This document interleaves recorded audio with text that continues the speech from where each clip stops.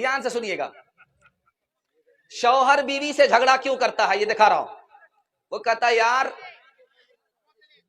मैं अगर अपनी मां की बात नहीं मानता तो अच्छा था, मैं अपने चचा की बेटी से निकाह नहीं करता तो बहुत अच्छा था, मैं अपने रिश्तेदार में निकाह नहीं करता, फलां जगह कर लेता तो बहुत अच्छा था। और जानते हैं उसका झगड़ा क्या है शौहर का? शौहर का झगड़ा ये है कि मेरी बीवी मेरी तरह हो जाए। गलत है ये, कभी भी बीवी हमारी तरह हो ही नहीं सकती। और ये सोच लीजिए आप, जितनी भी ताकत लगाइए आप, हमारी बीवी हमारी तरह हो ही नहीं सकती। हमारा झगड़ा क्या रहता है कि हमारी बीवी हमारी तरह हो जाए। और सास का झगड़ा क्या रहता है जानते हैं?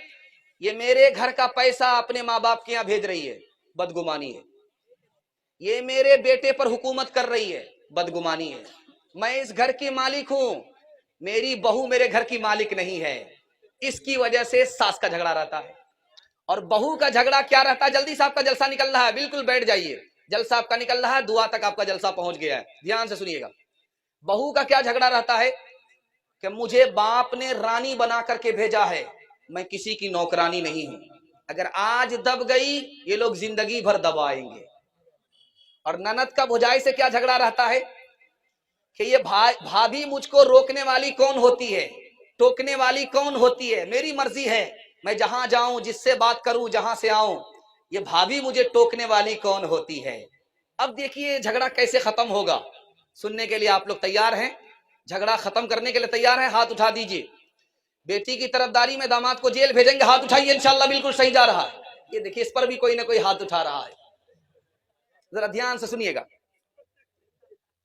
शौहर अपनी बीवी से कहे कि तुम मेरे माँ बाप की खिदमत करो, मैं तुम्हारे माँ बाप की खिदमत करूंगा, उसी दिन झगड़ा खत्म हो जाएगा।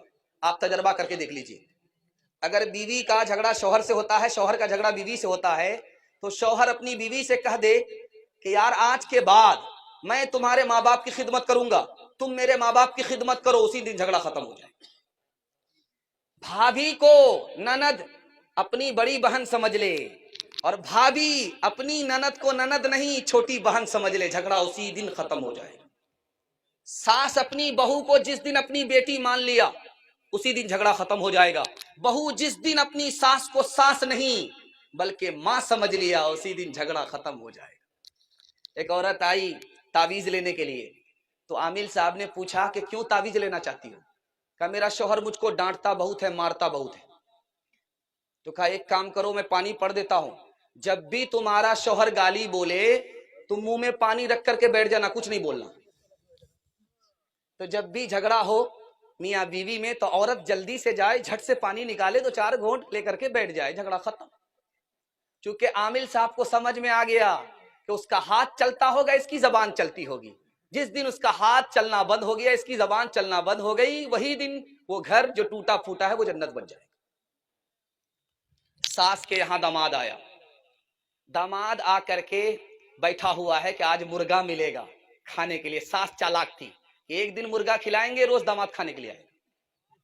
उसने सोचा आज इसका इलाज करते, कभी नहीं आएगा। खिचड़ी पका करके दे दिया।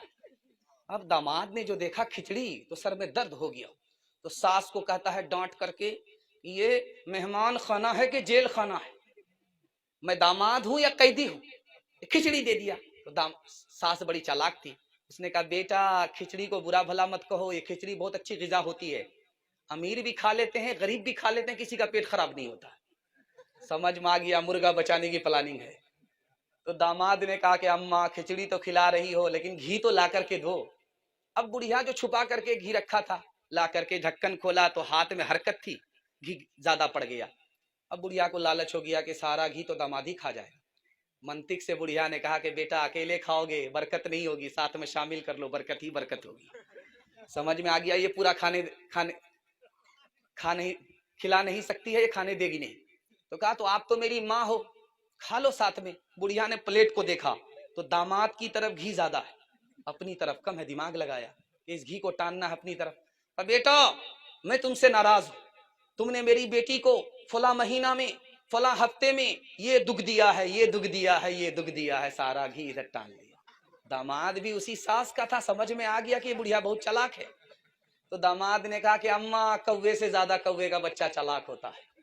अगर मैंने वो दुख दिया है, वो दुख दिया है, वो दुख दिया है, तो ये सुख भी दिया है, ये सुख भी दिया है, ये सुख भी दिया, सारा घी इधर टान लिया। दुख सुख को मिलाना पड़ता है तब जिंदगी कटती है।